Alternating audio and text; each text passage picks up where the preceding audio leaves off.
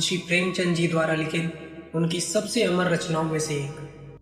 नमस्कार दोस्तों, पहले पार्ट में हमने देखा था कि किस तरह होरी दुनिया की तमाम दौलत छोड़कर सिर्फ एक गाय पाने का सपना रखता है।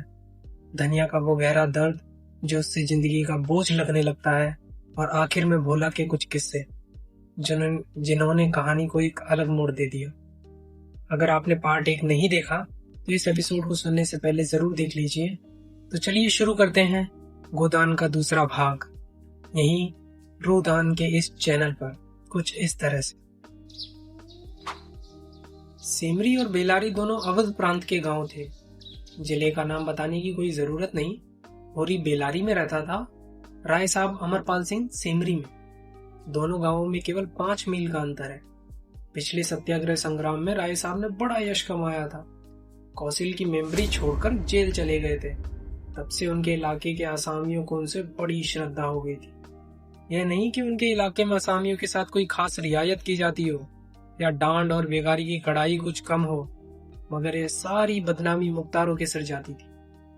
राय साहब की कीर्ति पर कोई कलंक न लग सकता था। वह बेचारे भी तो उसी व्यवस्था के गुलाम थे। जाब्ते का काम तो जैसे होता चला आया है वैसा ही होगा। राय साहब की सज्जनता उस पर कोई असर न डाल सकती थी। इसलिए आमदनी और अधिकार में जो भर की भी कमी न होने पर भी उनका यश मानो बढ़ गया था। असामियों से वह हंसकर बोल लेते थे, यही क्या काम है? सिंह का काम तो है शिकार करना। अगर वह गरजने और गुर्राने के बदले मीठी बोली बोल सकता तो उसे घर बैठे मनमाना शिकार मिल जाता। शिकार की खोज में जंगल न भटकना पड़ता। राय साहब राष्ट्रवादी होने पर भी हुक्काम से मेलजोल बनाए रखते थे। उनकी नजरें और डालियां और कर्मचारी की दस्तूरियां जैसी की तैसी चली आती थी। साहित्य और संगीत के प्रेमी थे, ड्रामा के शौकीन, अच्छे वक्ता थे, अच्छे लेखक, अच्छे निशानेबाज। उनकी पत्नी को मरे आज 10 साल हो चुके थे, मगर दूसरी शादी न की थी। हंस बोलकर अपने विदुर जीवन को बहलाते रहते थे। होरी ड्योढ़ी पर पहुंचा तो देखा जेठ के दशहरे के अवसर पर होने वाले धनुष यज्ञ की बड़ी जोरों से तैयारियां हो रही हैं। कहीं रंगमंच बन रहा था, कहीं मंडप, कहीं मेहमानों का आतिथ्य गृह, कहीं दुकानदारों के लिए दुकानें। धूप तेज हो गई थी, पर राय साहब खुद काम में लगे हुए थे। अपने पिता से संपत्ति के साथ साथ उन्होंने राम की भक्ति भी पाई थी और धनुष यज्ञ को नाटक का रूप देकर उसे शिष्ट मनोरंजन का साधन बना दिया था। इस अवसर पर उनके यार दोस्त, हाकिम हुक्काम सभी निमंत्रित होते थे और 2-3 दिन इलाके में बड़ी चहल पहल रहती थी। राय साहब का परिवार बहुत विशाल था। कोई 150 सरदार एक साथ भोजन करते थे। कई चचा थे, दर्जनों चचेरे भाई, कई सगे भाई, बीसियों नाते के भाई। एक चचा साहब राधा के अनन्य उपासक थे और बराबर वृंदावन में रहते थे। भक्ति रस के कितने ही कविता रच डाले थे और समय समय पर उन्हें छपवाकर दोस्तों को भेंट कर देते थे। एक दूसरे चचा थे जो राम के परम भक्त थे और फारसी भाषा में रामायण का अनुवाद किया करते थे। रियासत में सबके वसीके बंधे हुए थे, किसी को कोई काम करने की जरूरत न थी। होरी मंडप में खड़ा सोच रहा था कि अपने आने की सूचना कैसे दे कि सहसा राय साहब उधर ही आ निकले और उसे देखते ही बोले, रे तू आ गया होरी? मैं तो तुझे बुलवाने वाला था। देख, अब की तुझे राजा जनक का वाली बनना पड़ेगा, समझ गया ना? जिस वक्त जानकी जी मंदिर में पूजा करने जाती हैं, उसी वक्त तू एक गुलदस्ता लिए खड़े रहेगा और जानकी जी की भेंट करेगा। गलती ना करना, और देख, असामियों से ताकीद करके कह देना कि सबके सब शगुन करने आए। मेरे साथ कोठी में आ, तुझसे कुछ बात करनी है। वह आगे आगे कोठी की ओर चले, होरी पीछे पीछे चला। वहीं एक घने वृक्ष की छाया में एक कुर्सी पर बैठ गए और होरी को जमीन पर बैठने का इशारा करके बोले, समझ गया मैंने क्या कहा? कारकुन को तो जैसे कुछ करना है वह करेगा ही, लेकिन असामी जितने मन से असामी की बात सुनता है, कारकुन की नहीं सुनता। हमें इन्हीं 5-7 दिनों में 20,000 का प्रबंध करना है। कैसे होगा समझ में नहीं आता। तुम सोचते होगे मुझ टके के आदमी से मालिक क्यों अपना दुखड़ा ले बैठे? किससे अपने मन की बात कहूँ? न जाने क्यों तुम्हारे ऊपर विश्वास होता है। इतना जानता हूँ कि तुम मन में मुझ पर हंसोगे नहीं, और हंसो भी तो तुम्हारी हंसी में बर्दाश्त कर सकूंगा। नहीं सह सकता उनकी हंसी जो अपने बराबर के हैं। क्योंकि उनकी हंसी में ईर्ष्या, व्यंग और जलन है। और वे क्यों ना हंसेंगे, मैं भी तो उनकी दुर्दशा और विपत्ति और पतन पर हंसता हूँ। दिल खोलकर तालियां बजाकर। संपत्ति और सहृदयता में वैर है। हम भी दान देते हैं, धर्म करते हैं, लेकिन जानते हो क्यों? केवल अपने बराबर वालों को नीचा दिखाने के लिए नहीं।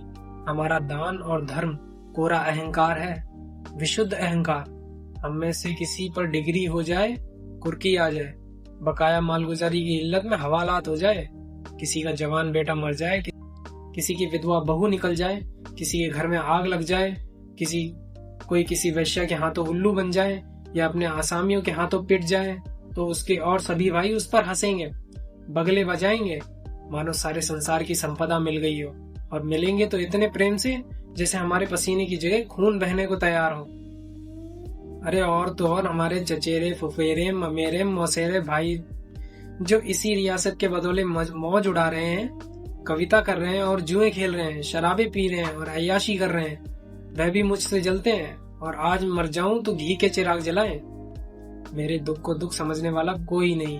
उनकी नजरों में मुझे दुखी होने का कोई अधिकार ही नहीं। अगर मैं रोता हूँ तो दुखी की हंसी उड़ाता हूँ। मैं अगर बीमार होता हूँ तो मुझे सुख होता है। मैं अगर अपना ब्याह करके घर में कलह नहीं बढ़ाता तो यह मेरी नीच स्वार्थपरता है। अगर ब्याह कर लूं तो वह विलासांधता होगी। अगर शराब नहीं पीता तो मेरी कंजूसी है। शराब पीने लगूं तो वह प्रजा का रक्त होगा। अगर अय्याशी नहीं करता तो अरसिक हूँ। अय्याशी करने लगूं तो फिर क्या कहना ही क्या।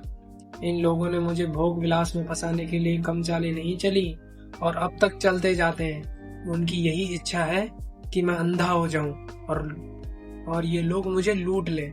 और मेरा धर्म यह है कि सब कुछ देखकर भी कुछ न देखूं, सब कुछ जानकर भी गधा बना रहूं। राय साहब ने गाड़ी को आगे बढ़ाने के लिए 2 बीड़े पान खाए और होरी के मुंह की ओर ताकने लगे, जैसे उसके मनोभावों को पढ़ना चाहते हो। होरी ने साहस बटोरकर कहा, हम समझते हैं ऐसी बातें हम ही लोगों में होती हैं, पर जान पड़ता है बड़े आदमियों में उनकी कमी नहीं है। राय साहब ने मुंह में पान भरकर कहा, तुम हमें बड़ा आदमी समझते हो? हमारे नाम बड़े हैं पर दर्शन थोड़े। गरीबों में अगर ईर्ष्या या वैर है तो स्वार्थ के लिए या पेट भरने के लिए। ऐसी ईर्ष्या और वैर को मैं क्षम्य समझता हूँ। हमारे मुंह की रोटी कोई छीन ले तो उसके गले में उंगली डालकर निकालना हमारा धर्म हो जाता है। अगर हम छोड़ दें तो देवता है। बड़े आदमियों की ईर्ष्या और वैर केवल आनंद के लिए है। हम इतने बड़े आदमी हो गए हैं कि हमें नीचता और कुटिलता में ही निस्वार्थ और परम आनंद मिलता है। हम देवतापन के उस दर्जे पर पहुंच गए हैं जब हमें दूसरों के रोने पर हंसी आती है। इसे तुम छोटी साधना मत समझो। जब इतना बड़ा कुटुंब है तो कोई ना कोई तो हमेशा बीमार रहेगा ही। और बड़े आदमियों के रोग भी बड़े होते हैं। वह बड़ा आदमी ही क्या जिसे कोई छोटा रोग हो। मामूली ज्वर भी आ जाए तो हमें सरसाम की दवा दी जाती है। मामूली फुंसी भी निकल आए तो वह जहरवाद बन जाती है। अब छोटे सर्जन और मझोले सर्जन और बड़े सर्जन तार से बुलाए जा रहे हैं। मसीहुल मुख को लाने के लिए दिल्ली आदमी भेजा जा रहा है। भसीचार्यों को लाने के लिए कलकत्ता। उधर देवालय में दुर्गा पाठ हो रहा है और ज्योतिषाचार्य कुंडली का विचार कर रहे हैं और तंत्र के आचार्य अपने अनुष्ठान में लगे हुए हैं। राजा साहब को यमराज के मुंह से निकलने के लिए दौड़ लगी हुई है। वैद्य और डॉक्टर इस ताक में रहते हैं कि कब सिर में दर्द हो और उनके घर में सोने की वर्षा हो। और ये रुपए तुमसे और तुम्हारे भाइयों से वसूल किए जाते हैं भाले की नोक पर। मुझे तो यही आश्चर्य होता है कि क्यों तुम्हारी आहों का दावानल हमें भस्म नहीं कर डालता। मगर नहीं, आश्चर्य करने की कोई बात नहीं। भस्म होने में तो बहुत देर नहीं लगती।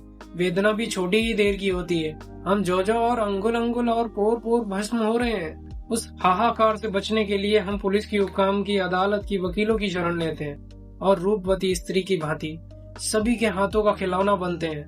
दुनिया समझती है कि हम बड़े सुखी हैं। हमारे पास इलाके, महल, सवारियां, नौकर चाकर, करज, वैश्याएं क्या नहीं है। लेकिन जिसकी आत्मा में बल नहीं, अभिमान नहीं, वह और चाहे कुछ हो, आदमी नहीं है। जैसे दुश्मन के भय के मारे रात को नींद ना आती हो, जिसके दुख पर सब हंसे और रोने वाला कोई ना हो, जिसकी चोटी दूसरों के पैरों के नीचे दबी हो, जो भोग विलास के नशे में अपनों को भूल गया हो, जो हुक्काम के तलवे चाटता हो और अपने अधीनों का खून चूसता हो, उस समय सुखी नहीं कहता। वह तो संसार का सबसे अभागा प्राणी है। साहब शिकार खेलने आए हैं, या दौरे पर मेरा कर्तव्य है कि उनकी दुम के पीछे लगा रहूं। उनकी भौहों पर शिकन पड़ी और हमारे प्राण सूखे। उन्हें प्रसन्नता के लिए हम क्या नहीं करते, मगर वह पचड़ा सुनाने लगूं तो शायद तुम्हें विश्वास न आए। डालियों और रिश्वतों तक तो खैर गनीमत है, हम सिजदे करने को भी तैयार रहते हैं। मुफ्तखोरी ने हमें अपंग बना दिया है। हमें अपना पुरुषार्थ पर लेश मात्र भी विश्वास नहीं। केवल अफसरों के सामने दुम हिला हिलाकर किसी तरह उनके कृपा पात्र बने रहना और उनकी सहायता से अपनी प्रजा पर आतंक जमाना ही हमारा उद्यम है। पिछलुओं की खुशामद ने हमें इतना अभिमानी और तुनक मिजाज बना दिया है कि हमें शील, विनय और सेवा का लोभ हो गया है। मैं तो कभी कभी सोचता हूँ कि अगर सरकार हमारे इलाके छीनकर हमें अपनी रोजी के लिए मेहनत करना सिखा दे तो हमारे साथ महान उपकार करे। और यह तो निश्चय है कि अब सरकार भी हमारी रक्षा न करेगी। हमसे अब उसका कोई स्वार्थ नहीं निकलता। लक्षण कह रहे हैं कि बहुत जल्द हमारे वर्ग की हस्ती मिट जाने वाली है। मैं उस दिन का स्वागत करने को तैयार बैठा हूँ। ईश्वर वह दिन जल्द लाए, वह हमारे उद्धार का दिन होगा। हम परिस्थितियों के शिकार बने हुए हैं। यह परिस्थिति हमारा सर्वनाश कर रही है और जब तक संपत्ति की यह बेड़ी हमारे पैरों से न निकलेगी, जब तक यह अभिशाप हमारे सिर पर मंडराता रहेगा, हम मानवता का वह पद न पा सकेंगे जिस पर पहुंचना ही जीवन का अंतिम लक्ष्य है। राय साहब ने फिर गिलौरी दान निकाला और कई गिलौरियां निकालकर मुंह में भर ली और कुछ और कहने वाले थे कि एक चपरासी ने आकर कहा, सरकार बेगारों ने काम करने से इनकार कर दिया है। कहते हैं जब तक हमें खाने को न मिलेगा हम काम न करेंगे। हमने धमकाया तो सब काम छोड़कर अलग हो गए। राय साहब के माथे पर बल पड़ गए। आंखें निकाल कर बोले, चलो मैं इन दुस्तों को ठीक करता हूँ। जब कभी खाने को नहीं दिया तो आज यह नई बात क्यों? एक आने रोज के हिसाब से मजूरी मिलेगी जो हमेशा मिलती रही है और इस मजूरी पर उन्हें काम करना होगा। सीधे करें या टेढ़े? फिर होरी की ओर देखकर बोले, तुम अब जाओ होरी, अपनी तैयारी करो। जो बात मैंने कही है उसका ख्याल रखना। तुम्हारे गांव से मुझे कम से कम 500 की आशा है। राय साहब झल्लाते हुए चले गए। होरी ने मन में सोचा, अभी ये कैसी कैसी नीति और धर्म की बातें कर रहे थे और एकाएक इतने गर्म हो गए।